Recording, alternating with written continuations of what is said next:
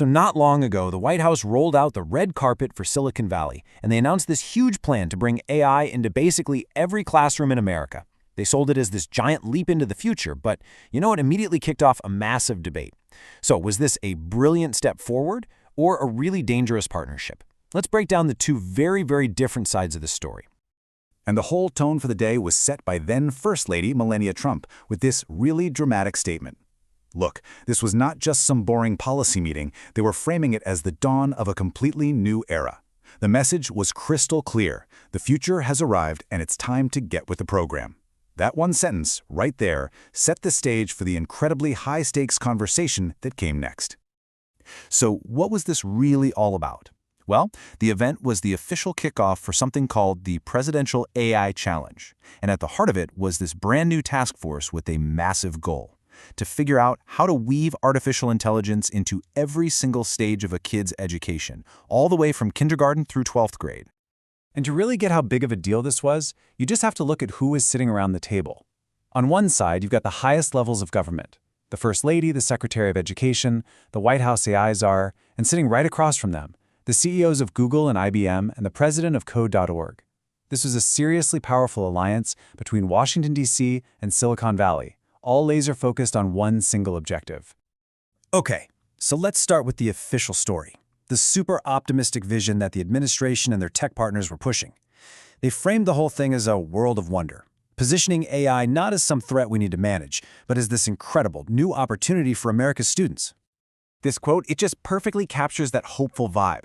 You can tell the administration was working really hard to paint this picture of AI as a source of pure progress, of amazement, and they were deliberately trying to steer the whole conversation away from any of those scary dystopian fears about robots taking jobs or anything like that. So what was the core argument they were making? Well, first off, they called AI the greatest engine of progress in human history. But get this, it wasn't just about making school better. They framed it as a national security issue. The whole initiative was positioned like the U.S. is in a race to achieve global dominance. And to win that race, we had to get AI into schools, and fast. The message from the Department of Education was simple and direct: let's embrace it.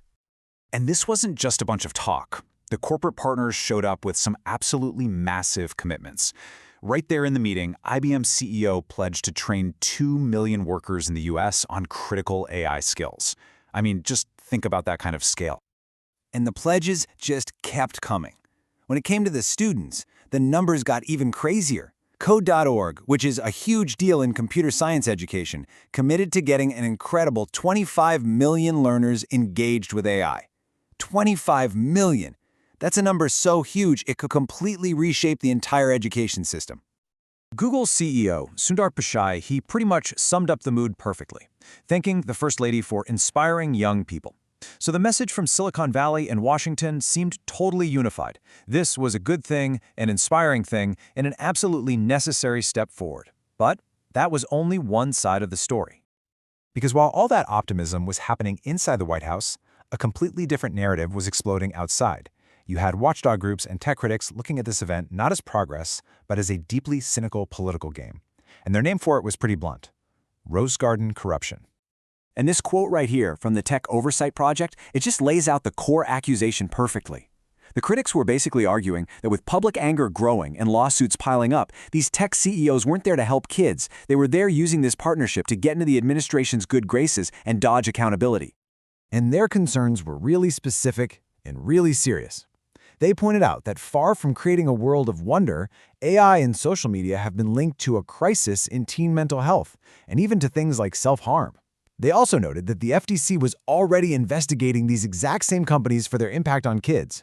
So the conclusion from critics was that the White House was helping to push a dangerously underdeveloped technology onto our children. And the criticism got even sharper from there. One advocate from a group called Demand Progress called the whole event an obscene metaphor.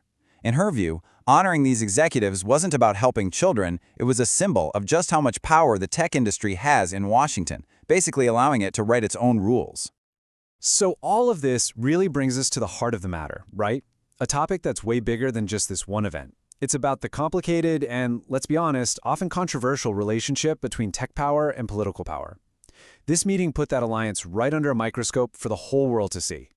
And that meeting, it was just the beginning. The whole day ended with an exclusive dinner in the Rose Garden for the absolute A-list of the tech world. We're talking the CEOs of Meta and Apple. This just underscored the critics' point that this was about way more than education policy. It was about cementing a very close and very powerful relationship. So in the end, you're left with two completely different interpretations of the exact same event. On one side, AI is the greatest engine of progress, and it's here to help America win a global race. And on the other, you have self-serving, predatory executives pushing a dangerous technology onto kids just to protect their own bottom line. Which leaves all of us with a fundamental question for our time, doesn't it? As technologies like AI advance at this dizzying, breakneck pace, who is ultimately responsible for protecting the public? Is it the companies building the future? Is it the government that's meant to be regulating them? Or is it possible the race for progress is just moving too fast for anyone to really keep us safe?